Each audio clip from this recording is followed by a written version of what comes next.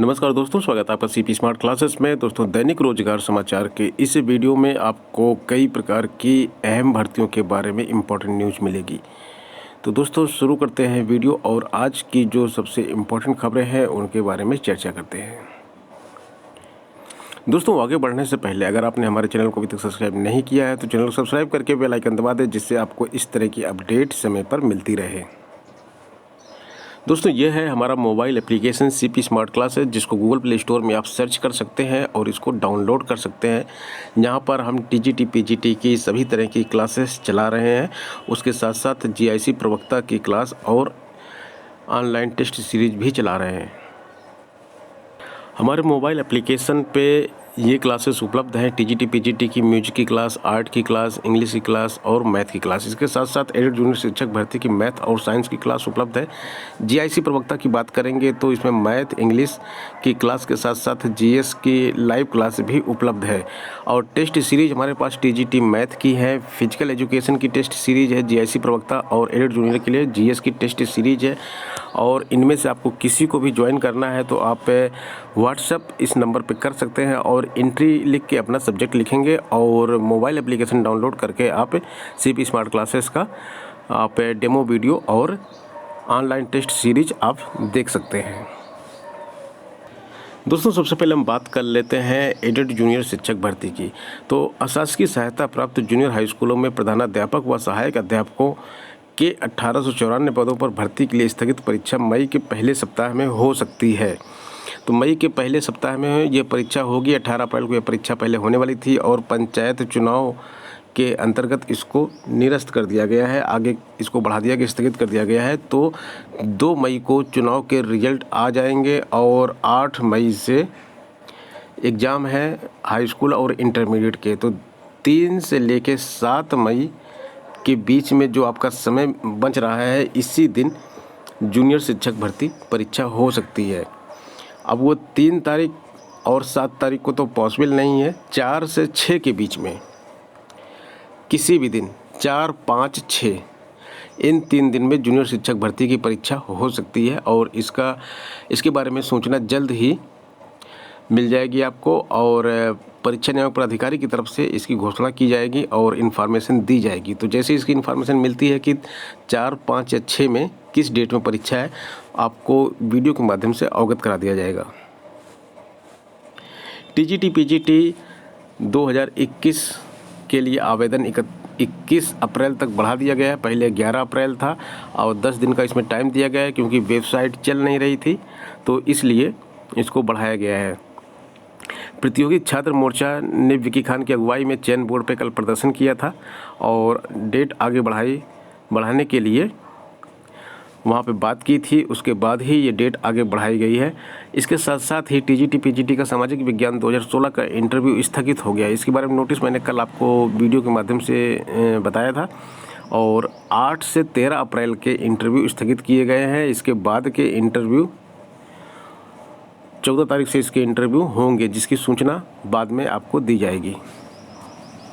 Polytechnic में प्रवेश परीक्षा के माध्यम से एडमिशन होता है और पॉलिटेक्निक के जितने भी कॉलेज हैं उनमें जो टोटल सीट है 129,000 यानी कि 1,29,000 है और 1,93,000 छात्र अभी तक आवेदन कर चुके हैं और आवेदन करने की अंतिम तिथि अभी भी 15 अप्रैल तक चलेगी। तो 15 अप्रैल तक उम्मीद है कि 2.5 लाख छात्र इसमें आवेदन करेंगे। उत्तर प्रदेश लोक सेवा आयोग ने रिजल्ट जारी किया है। कंप्यूटर प्रवक्ता का रिजल्ट जारी किया है। 74 लोगों का इसमें चयन किया गया है। टॉप 3 में महिला अभ्यर्थी शामिल हैं। टॉप 10 चयनितों में सुनीता देवी, मोनिका मौर्य, आयुषी सुभाषिनी, ये 3 टॉप 3 में आई हैं।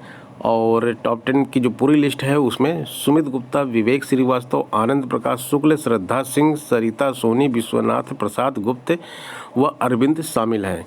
संयुक्त सचिव लखन लाल सिवहरे ने बताया कि सशर्त चयनित तय तारीख के अंतर्गत समस्त शैक्षिक दस्तावेज जमा करें। ऐसा न करने पर अभ्यर्थन रद्द हो जाएगा।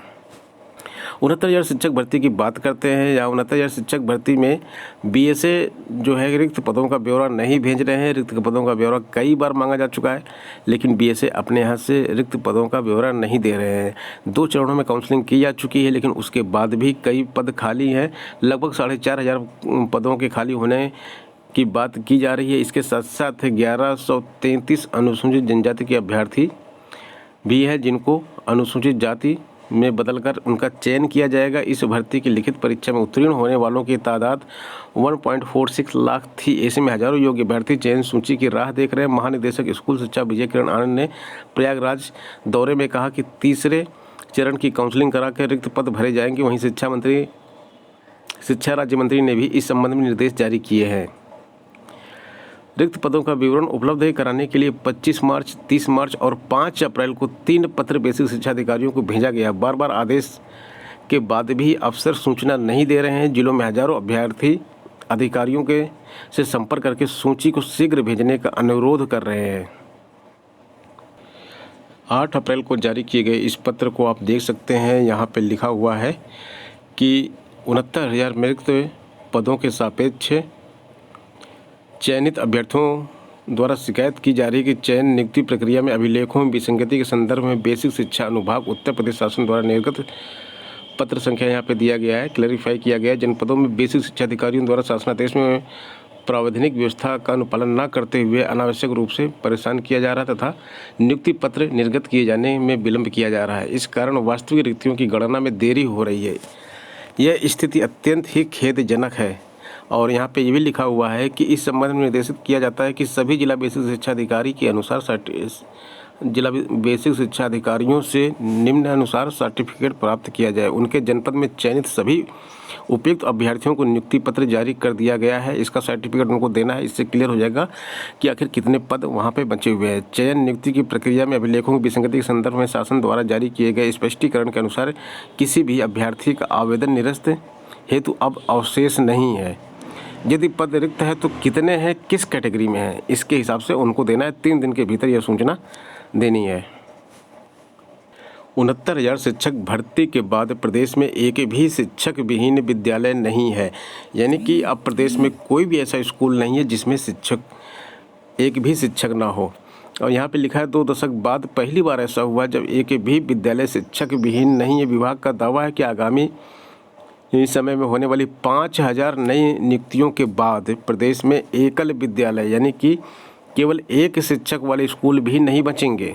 1,58,000 से अधिक परिषदीय स्कूलों में 2020 तक 13% ऐसे स्कूल थे जहां एक भी शिक्षक कार्यरत नहीं थे, वहां पर पोस्टिंग की गई। वहीं 40% स्कूल ऐसे थे जहां पर केवल एक ही शिक्षक कार्यरत थे। 30% स्कूल ऐसे थे जहां 2 शिक्षक और 3 या इससे अधिक शिक्षक वाले मात्र 17% स्कूल थे। 69,000 सहायक अध्यापक शिक्षकों की भर्ती में बीते वर्ष 2 चरणों में करीब 63,900 से अधिक नव चयनित शिक्षकों की नियुक्ति दी गई है। उसके बाद इस वर्ष 22,000 शिक्षकों के अंतर्जनपदीय तबादलों में भी विभाग ने हर जिले में शिक्षक विहीन एवं एकल विद्यालय में ही नियुक्ति दी है। पीसीएस का इंटरव्यू समाप्त हो गया है और 1 हफ्ते में रिजल्ट के आसार हैं। तो 8 तारीख को इंटरव्यू समाप्त हो गया और 15 तारीख तक इसका रिजल्ट जारी कर दिया जाएगा। 15 अप्रैल तक इसका रिजल्ट आ जाएगा और ये सबसे तेज हुई परीक्षा में माना जाएगा, क्योंकि इसमें जो है 6 महीने में ही सब कुछ हो गया है। सारी प्रक्रिया प्रारंभिक परीक्षा से लेके अंतिम रिजल्ट तक की प्रक्रिया पूरी कर ली गई है। दोस्तों, एक न्यूज़ आपके लिए यहाँ पर है कि ACF AFO का साक्षात्कार जो है 13 तारीख से शुरू हो जाएगा। अब पीसीएस का साक्षात्कार हो चुका है। ACF और AFO का साक्षात्कार 13 अप्रैल से शुरू हो रहा है। इसके साथ साथ ही एक बड़ा मुद्दा है कि भर्तियों में आरक्षण कब तक है ज़रूरी। देखिए, इस मुद्दे पे चर्चा करेंगे क्योंकि यह पीसीएस के इंटरव्यू में यह प्रश्न कई बार अभ्यर्थियों से पूछा गया है। आखिर आरक्षण की ज़रूरत कब पड़ी और क्यों पड़ी। सबसे पहले तो आप ये जान लीजिए कि जो पिछड़े तबके के OBC कैटेगरी के छात्र थे और SC ST कैटेगरी के छात्र थे, उनके लिए आरक्षण की व्यवस्था नौकरियों में की गई। किस लिए की गई? क्योंकि इनको जो है प्रतिनिधित्व इनका नहीं था, ये लोग वहाँ तक पहुँच नहीं पाते थे सरकारी नौकरियों में, तो इनको आरक्षण दिया गया जिससे कि ये वहाँ पर पहुँच सकें। और उस समय जनसंख्या के आधार पे इनको आरक्षण दिया गया। तो जनसंख्या के आधार पे हालांकि ओबीसी की जनसंख्या बहुत ज़्यादा है, लेकिन फिर भी इनको 27% आरक्षण दिया गया। SC ST की जितनी जनसंख्या थी उतना आरक्षण दिया गया। अब कई साल हो गए हैं और इस कैटेगरी के छात्र पहले जो है जो अन्य रिजर्व सीटें होती थी उसमें बिल्कुल भी फाइट नहीं कर पाते थे और अपनी कैटेगरी की जो इनकी सीटें होती थी उसी में इनका चयन होता था। जैसे 100 पद मान लिए निकाले जाते हैं किसी भर्ती में, तो 27% आरक्षण ओबीसी को मिलता है। तो ओबीसी के जो छात्र थे केवल इन 27 सीटों पर ही मिलते थे, कम मेरिट जाती थी और 27 सीट इनको केवल मिल पाती थी 100 में से, और 21 सीटें SC को मिलती थीं और 2 सीटें ST को। तो इस तरह से 50 सीटें जो है इन कैटेगरी में बंट जाती थी और 50 सीटें जो बचती थी वो उस पर जनरल कैटेगरी के छात्र आते थे।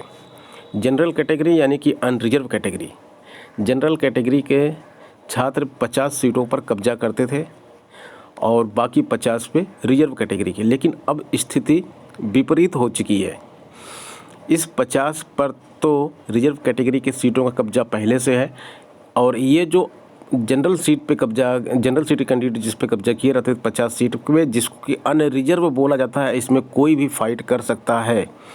तो इन 50 में भी कम से कम 20 से लेके 25 सीटों पर ओबीसी और SC के छात्र आते हैं। ST के छात्र अभी भी नहीं आ पाते हैं, लेकिन ओबीसी और SC के छात्र इस पे आ जाते हैं, 20 से 25 सीटों पर कब्जा कर लेते हैं। ऐसे में केवल 30 से 25-30 सीटें ही अब जो है जनरल कैटेगरी के खाते में जाती हैं।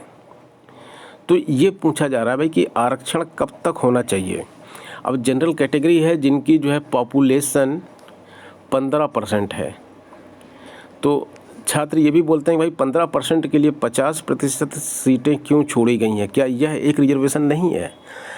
लेकिन यह एक रिजर्वेशन की बात नहीं है, वहाँ पर कोई भी जा सकता है, वो अनरिजर्व सीटें हैं और इनको कब तक इनका ग्रोथ किया जाएगा। देखिए यहाँ पे जो भर्ती होती है, भर्ती के स्टार्टिंग पॉइंट में तो लोग पहुँच जाते हैं रिजर्व सीट पे एडमिशन लेके, लेकिन जो टॉप पोस्ट हैं भाई, भर्ती के बाद प्रमोशन भी तो होते हैं लोगों के, तो जो प्रमोशन है वहाँ पे अभी भी जनरल कैटेगरी का ही दबदबा है, वहाँ पे ओबीसी और SC का प्रतिनिधित्व नहीं है। ऊपर की जो सीटें हैं टॉप, उसमें या तो है तो बहुत ही कम है या तो फिर बिल्कुल नहीं है।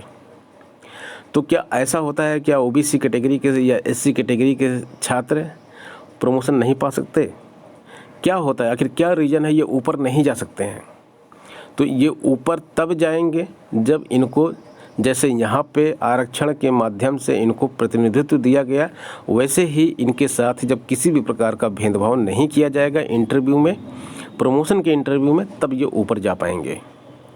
और अब जब ये अनरिजर्व सीट फाइट कर रहे हैं तो इनके ऊपर जाने की संभावना बढ़ रही है। जब एक बार ये ऊपर चले जाएंगे, टॉप पोस्ट पर भी इनका प्रतिनिधित्व आ जाएगा, तब समझ लीजिए आरक्षण की ज़रूरत नहीं रहेगी। जब तक ऐसा नहीं होता है तब तक आरक्षण की ज़रूरत है। और ये बहुत ही सटीक प्रश्न था।